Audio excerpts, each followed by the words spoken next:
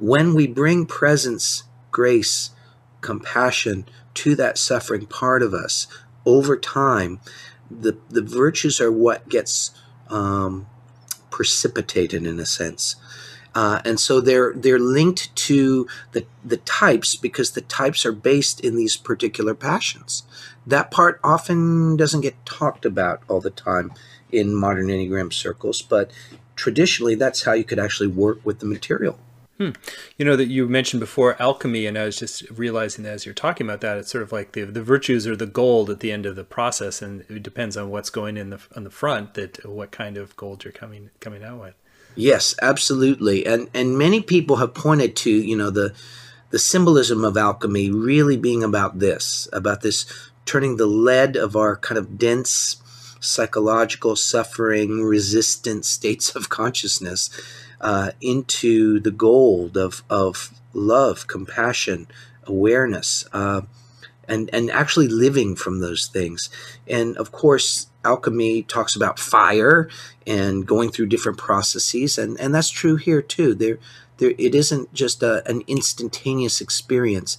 These are what kind of shake out from really staying in our inner work for a period of time. Mm-hmm. Beautiful. Well, maybe if you could situate us more and give a sense for which virtue it goes with each type, and then we can go a little deeper into some specific ones. Sure. Where shall I start? Well, I a lot of times start with 8, but I could start anywhere really. But I'll just, because people are familiar with me doing it that way, maybe that's a good way to do it. You can understand them in relation to the passion. The passion of the 8 is lust, and that doesn't mean sexual lust. It means more, I've called it an addiction to intensity, needing things very intense, very big, very full on all the time. But really, when the presence of the 8 meets that kind of agitation, it produces the virtue of innocence. And innocence is kind of a simplicity of heart, a simple openness, a heart just being with whatever's happening, a kind of beautiful, open neutrality of heart that is actually there at the core of any 8 and grows to the extent that a person who has 8 as their central pattern works on themselves.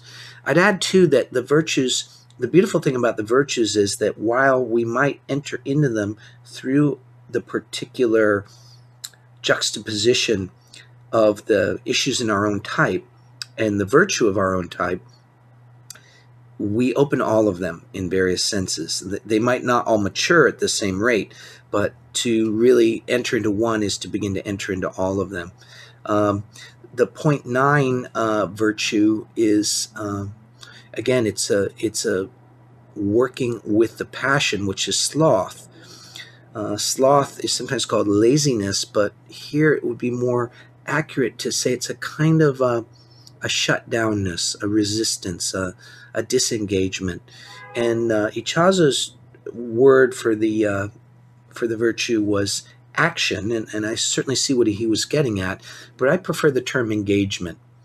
That when a person is present and has actualized some of these qualities in her being, there is a sense of being actually interested in where we are, loving where we are, or as Byron Katie says, loving what is.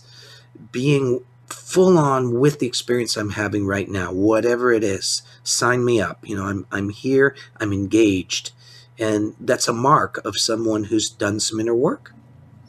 The passion is resentful anger, kind of frustration, agitation, exasperation, or more profoundly, outrage. There's certainly a lot of that around these days. There's the reactivity of that. As presence and grace meets that, it transmutes all of that into serenity. Now, serenity does not mean inaction. It doesn't mean not caring. It doesn't mean transcending the world. It means having a heart that is so grounded, so connected with its own center that I'm not reacting to situations. that gives me the freedom to actually respond. And oh my, isn't that popular? Or I don't mean popular, I mean important these days. Many people are asking me, how can we be in touch with a kind of a higher, deeper place in us, and at the same time respond to the changing world that we're finding here in the United States and in the rest of the world? Well, the virtues are, in a sense, provide some answers about that. And serenity is a good example. It's what gives us the internal balance to respond gracefully and intelligently to what's needed, rather than react to things that often makes matters worse. The two is the passion is pride. That has to be understood in a certain way. Pride is the sort of denial of our suffering, our neediness, and trying to kind of be an angel in a sense, but it's underlying it. There's a deep suffering, a feeling of not being lovable or worthwhile. But when, again, presence, grace, particular flavors of presence that are central to type 2 or point 2 recombine, come back together with that part of the self that feels I have to be almost angelic in order to be good enough. It transmutes that into humility. Humility is not thinking we're humble. In fact, if we think we're humble, we might be in a little bit of trouble. It's usually a good sign we're not.